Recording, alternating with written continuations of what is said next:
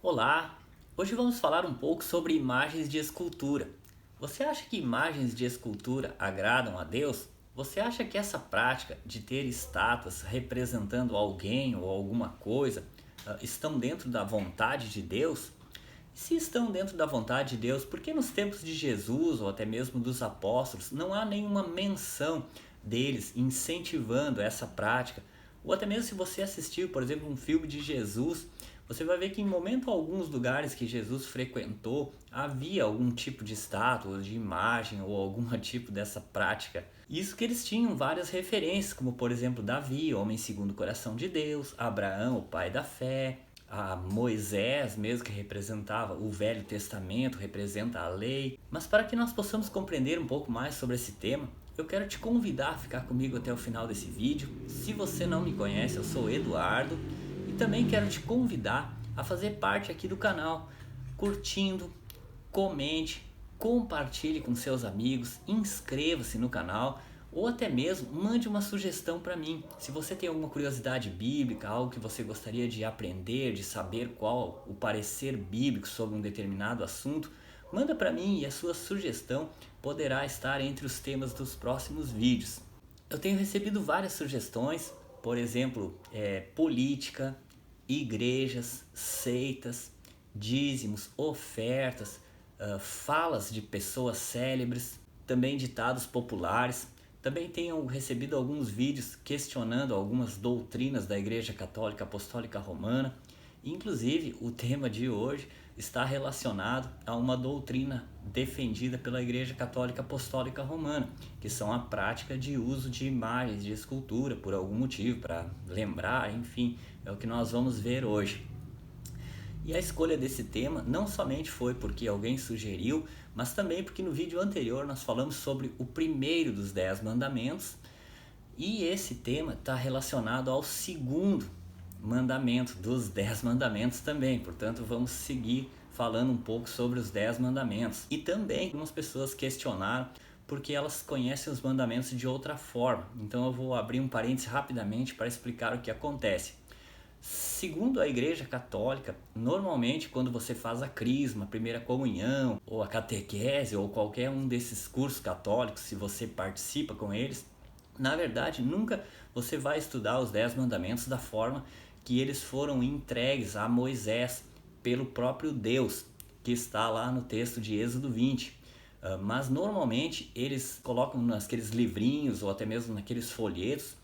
E quando aparecem os 10 mandamentos, que normalmente não aparecem, mas quando aparecem, eles aparecem da seguinte forma: são substituídos os 2 primeiros mandamentos pelo resumo dos 10 mandamentos. Os resumos dos 10 mandamentos foram resumidos por Moisés em Deuteronômio capítulo 6, versículo 5, e também por Jesus em Marcos capítulo 12, versículos 30 e 31.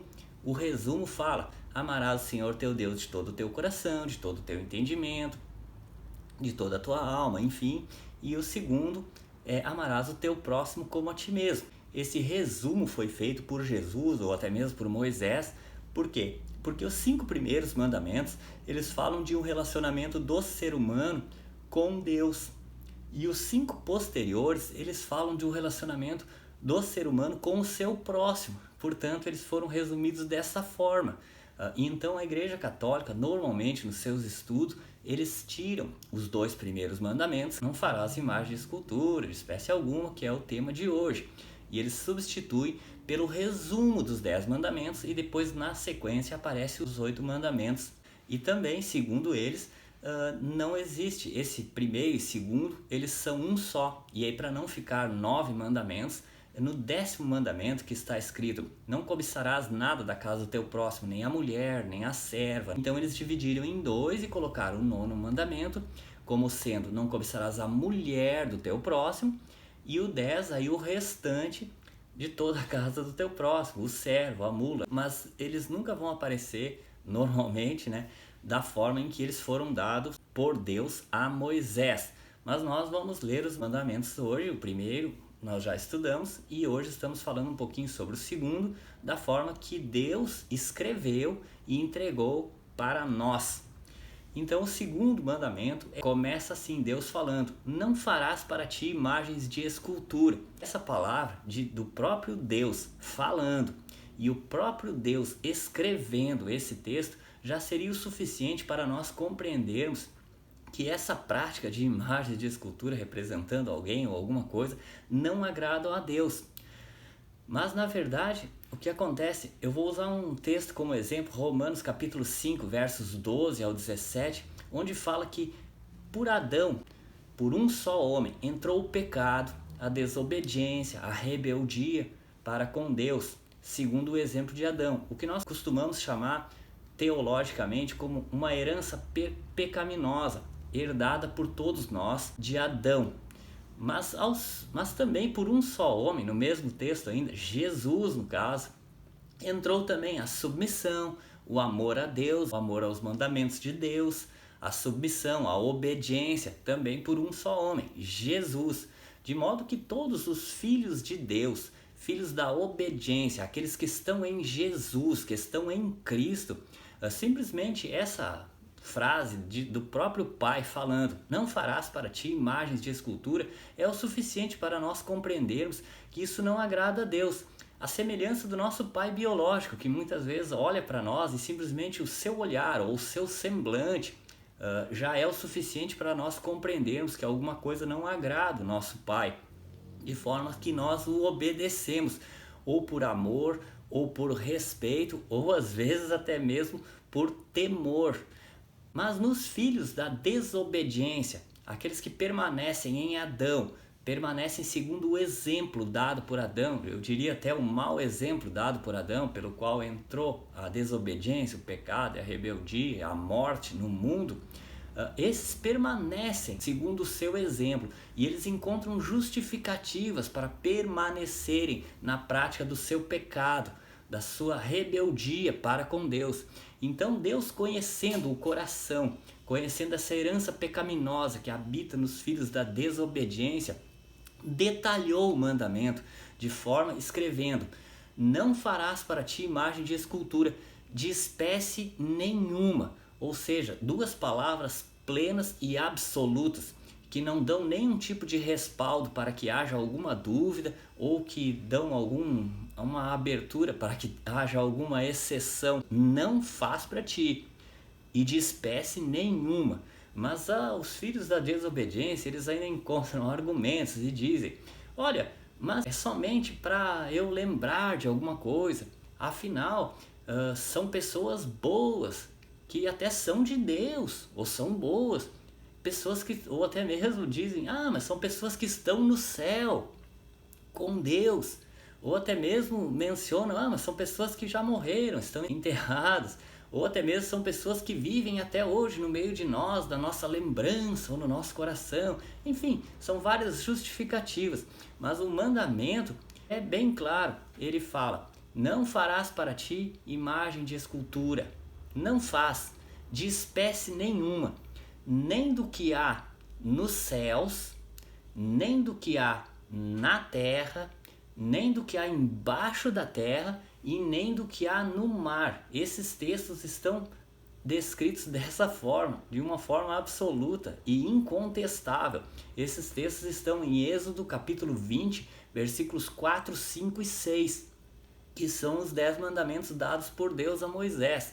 Também estão em Deuteronômio capítulo 5, versículos 8, 9 e 10, da mesma forma, incontestáveis. Portanto, não há justificativa nenhum. E também Deus complementa falando: e não adorarás, e nem dar culto, nem prestar culto. Ainda Deus coloca mais uma observância dentro do mandamento para que ele fique completo e inquestionável. E também eu quero dizer para você, se isso não tivesse importância alguma, Deus não se importasse ou Deus se agradasse, não teria mais de 30 textos bíblicos reprovando essa prática na Bíblia, diretamente relacionados a isso, além de muitos outros textos também relacionados à prática de imagens de escultura, mas de forma indireta. Portanto, isso é incontestável.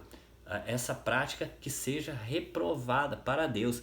E talvez você pense no seu coração e diga: puxa, mas talvez a Bíblia seja uma questão de interpretação. Então, a Igreja Católica Apostólica Romana, bem como outras religiões também que usam essa prática, eles interpretam a Bíblia de uma outra forma. Já os cristãos evangélicos, eles interpretam de outra forma. Mas eu quero dizer para você que a Bíblia não é uma questão de interpretação. Essa questão de relativismo, de relativizar as coisas, não procede de Deus. As coisas de Deus, elas são sempre claras e absolutas, de forma que Jesus mesmo sempre mencionou isso. Não existe muitas verdades, ou cada um tem a sua verdade e é tudo relativo. Não, Jesus sempre disse: eu sou o caminho, eu sou a verdade. Nunca no plural, nunca relativizando as coisas. Portanto, o relativismo não procede de Deus, de modo que todos os que guardam os seus mandamentos permanecem em Cristo e no seu amor, segundo João capítulo 15.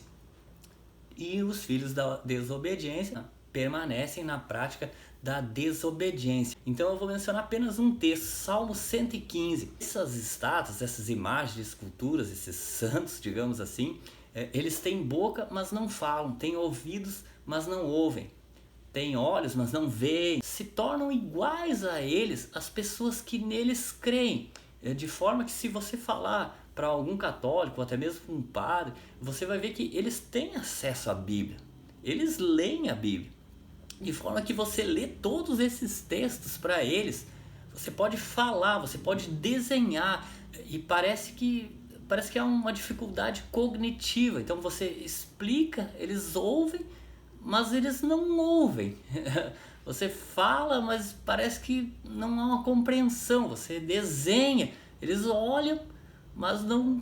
Por quê? Porque a Bíblia, ela não é um livro morto, simplesmente um livro, uma escrita, um livro como qualquer outro. A Bíblia é viva e eficaz, porque ela se cumpre, ela se materializa. Todos os dias estão se cumprindo aquilo que a Bíblia diz. Esses vídeos que eu recebi aqui incentivando essa prática, ou até mesmo justificando, eu selecionei algumas coisas das principais argumentações aqui. Uma delas mesmo é que a moça está explicando que eles não adoram imagens de maneira nenhuma, mas sim eles veneram essas imagens. Mas a questão toda é que se você consultar o dicionário ou conversar com qualquer pessoa, você vai ver que até mesmo é difícil você discernir até onde é venerar e a partir da onde seja adorar.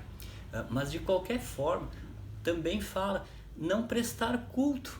E prestar culto é simplesmente inclinar a cabeça, dar algum tipo de mérito, dar algum tipo de honra, ter algum cuidado, alguma coisa do tipo, prestar culto. E você olhar, você vai ver que Jesus mesmo, quando o diabo tentou Jesus, Mateus capítulo 4, fala a tentação de Jesus, você vai ver que o diabo prometeu os reinos do mundo inteiro, de toda a terra, sua glória, sua majestade, desde que Jesus se inclinasse para ele.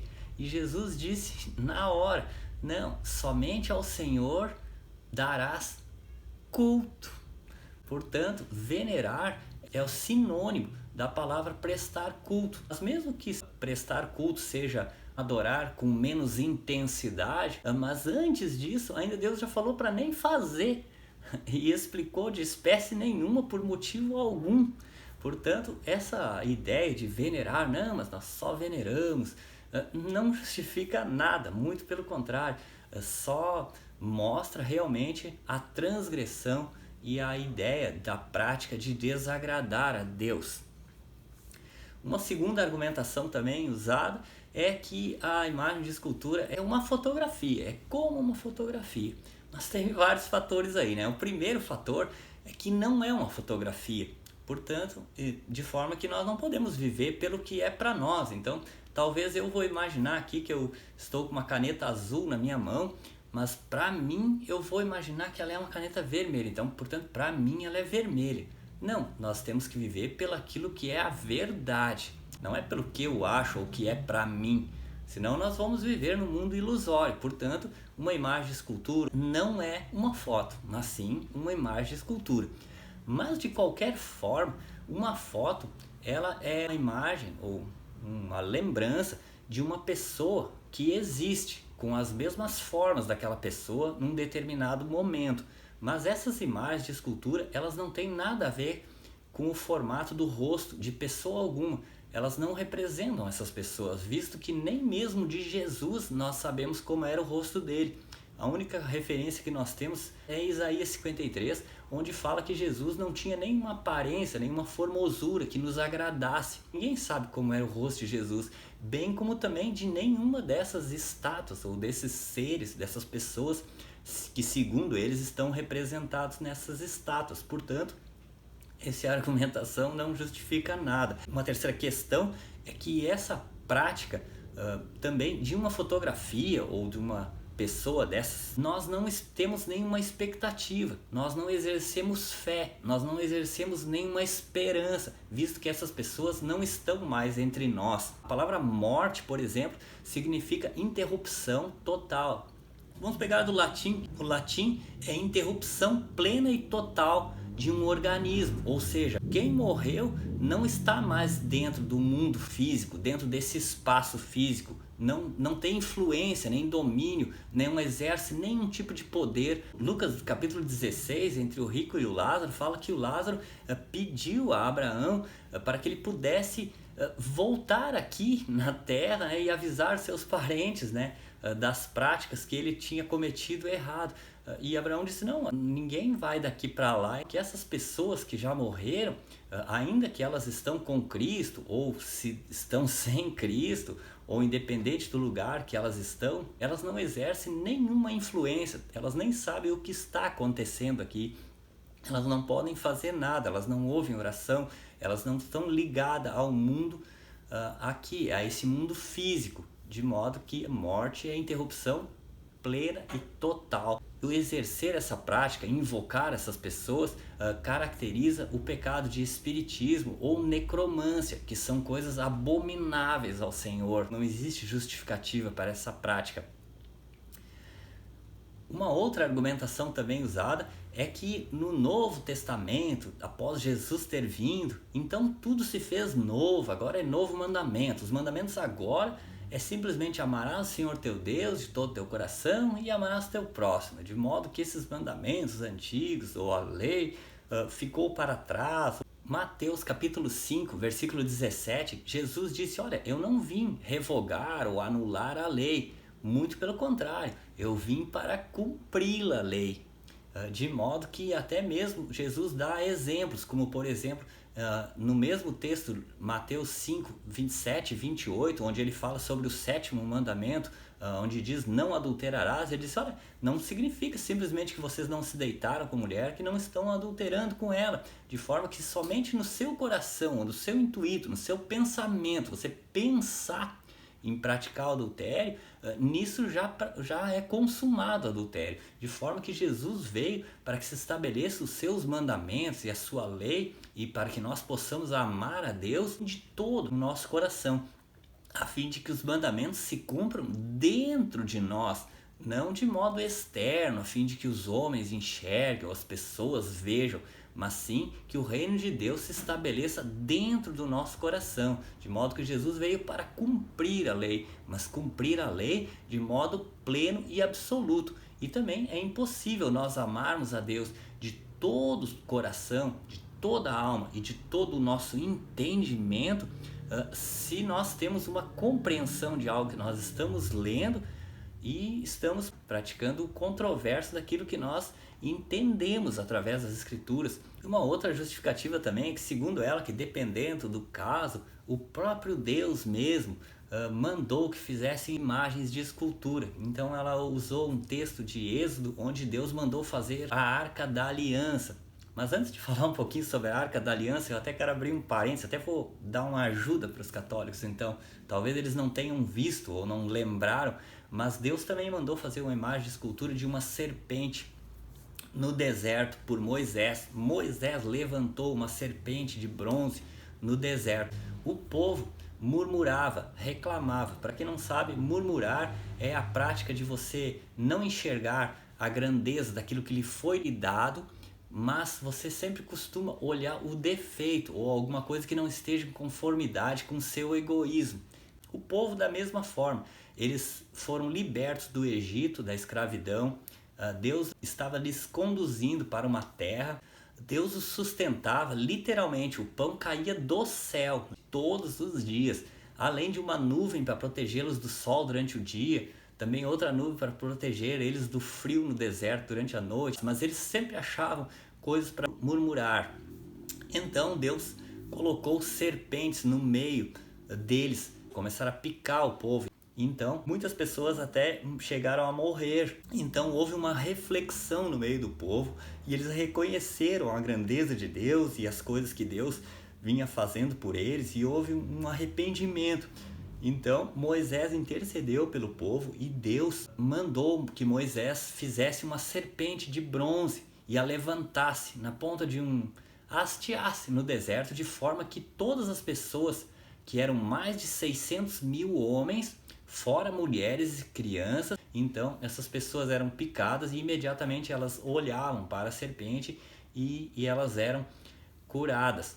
E também nesses tempos não havia Bíblia, Jesus não tinha levado sobre si as nossas enfermidades ainda, também não havia nenhum tipo de pregação, enfim, essa foi a estratégia que Deus usou, embora Deus talvez pudesse ter mandado uma bandeira por algum motivo, mas de qualquer forma essa serpente de bronze foi destruída pelo rei Ezequias alguns anos depois. 2 Reis 18, capítulo 4, fala que Ezequias quebrou, despedaçou essa serpente e também fez uma faxina, digamos assim, no meio do povo, e qualquer tipo de imagem foi destruída também. E isso agradou muito ao Senhor e Deus foi com ele durante todo o reinado. Mas voltando lá aos querubins da Arca da Aliança, o povo vivia no Egito como escravo e eles não conheciam a Deus.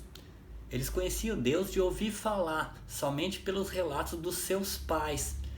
E o Egito era um país muito idólatra, então eles adoravam o sol, eles adoravam o rio Nilo, eles tinham vários deuses e várias adorações, várias idolatrias. E, inclusive Deus, durante os 10 pragas do Egito, ele trabalhou bastante nessa questão da idolatria do Egito, porque muitas pragas foram atingindo justamente aquilo que eles criam, que eram deuses. Então Deus mostrou não só que ele era o criador de todas as coisas, mas também que ele tinha domínio sobre todas as coisas. Então trabalhou muito nessa questão da idolatria dos egípcios. E o povo de Israel saiu do Egito e eles sempre tinham a referência de Deus, viam Deus muito na pessoa de Moisés, porque todos os feitos que Deus havia feito sempre eram através de Moisés e Arão. Portanto, eles se espelhavam muito em Moisés. De qualquer forma, Deus ordenou que fosse feita uma arca da aliança, porque essa arca da aliança representaria a presença de Deus no meio do povo, para que eles pudessem ver alguma coisa, enxergar alguma coisa, porque afinal o Deus deles, eles nunca viam, é espírito, e daquela forma a presença de Deus estava materializada. Então isso poderia ajudá-los a exercer a fé. Mais ou menos o que acontece hoje, eu vejo congregações, igrejas e religiões que fazem essas espécies de campanha. Então é o dia de orar pela família, é o dia de orar pelos enfermos. Segundo eles, a justificativa é para incentivar as pessoas a exercerem a sua fé. Pessoas que não têm fé, que não conseguem caminhar sozinhas, então elas são motivadas ou incentivadas. Na verdade, todos os dias é dia de orar pela nossa família, todos os dias é dia de orarmos uns pelos outros, não existe dia. Então essas campanhas é só para incentivar. Da mesma forma também, o povo então tinha uma visão de Deus sendo representada através dessa arca da aliança. E nessa arca havia uma tampa. A tampa servia de propiciatório, onde eram oferecidos os sacrifícios para o Senhor. Quando eles reconheciam os seus pecados, então eles ofereciam sacrifícios. E essa tampa havia realmente 2 querubins. Eles não eram 2 estátuas propriamente. Elas não tinham nome, elas não recebiam nenhum tipo de reverência, nem adoração, nem nada. Simplesmente elas eram fundidas na própria tampa, ou seja, elas eram a própria tampa do propiciatório, de forma que uma num extremo e outro no outro extremo, e as suas asas se tocavam no ar, cobrindo a tampa do propiciatório, onde eram oferecidos os sacrifícios. E uma coisa bem interessante é que os seus rostos, havia semblante neles. O seu rosto ele estava inclinado para baixo, justamente para que não houvesse nenhum tipo de veneração por eles, mas que todo ser esteja inclinado ao Senhor, a servir o Senhor, de modo que nada, nem ninguém receba nenhum tipo de veneração, adoração ou idolatria. E até mesmo essa arca, posteriormente, depois de um tempo, ela sumiu para que não seja instrumento de idolatria no meio dos homens hoje. Talvez você pense, mas por que Deus estabelece todos esses mandamentos? Será que Deus está disposto a me reprovar ou a me testar ou alguma coisa do tipo? Não, muito pelo contrário. Deus te ama. Deus tem um plano na sua vida. Mas a questão toda é que nada se compara a Deus.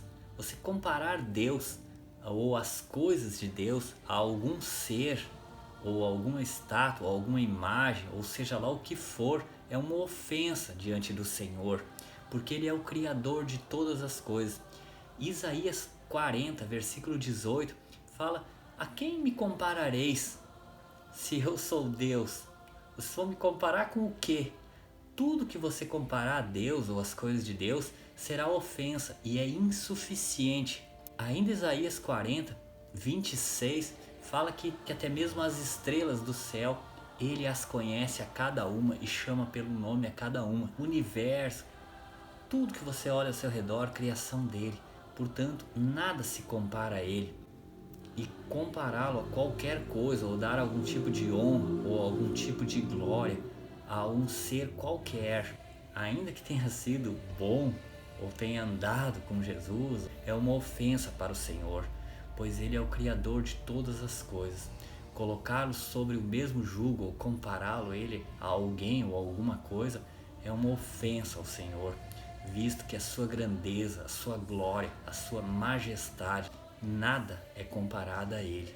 Aquele povo de Israel naqueles tempos de Moisés, eles não tinham a palavra de Deus, eles não tinham o Espírito Santo de Deus, eles não tinham Jesus Cristo manifesto. E aquela arca da aliança, ela nunca representou o próprio Deus, mas representava a presença de Deus apenas, mas nunca o próprio Deus. Mas você tem a Bíblia completa, manifesta. Você tem o Espírito Santo de Deus. Quando Jesus subiu ao Pai, Ele disse: olha, eu vou para junto do Pai, mas eu vou deixar com vocês o meu Espírito. Esse vos consolará, esse vos dará entendimento, vai revestir vocês de poder. Você tem o próprio Cristo revelado e a sua obra na cruz manifesta a todo que nele crê. Você tem acesso a Deus com as suas orações por intermédio de Jesus. Jesus nos ensinou: quando quiser orar ao Pai, entra no teu quarto, fecha a porta e falará ao teu Pai em secreto, e Ele te ouvirá. Se por algum momento você fraquejar e pensar: puxa, mas acho que Deus não está aqui, ou Deus não existe, ou Deus não me ouve, é no silêncio do teu quarto, é justamente na ausência da matéria, na ausência de qualquer imagem, na ausência de uma arca, na ausência de uma música que traz emoção para você, na ausência de padre, um pastor, na ausência de algo físico, algo material, é na ausência, é no teu quarto, onde você se sente sozinho. Ali você encontra a presença de Deus. E se você duvidar por algum momento, quando você estiver no silêncio, somente ouvindo o seu respirar e o pulsar do teu coração, você se lembra que ali está Deus. Ninguém tem poder de gerar vida ou de dar a vida sem que Deus o dê. O sopro da vida, o respirar, vem de Deus, de forma que Ele é a vida e a vida está nele. Se você está respirando, porque Deus está e porque Deus é. Que você possa estabelecer um relacionamento com o Criador dos céus e da terra. Que você possa estabelecer um relacionamento com Deus que se perpetue. Em nome de Jesus. Deus te abençoe. E até o próximo vídeo.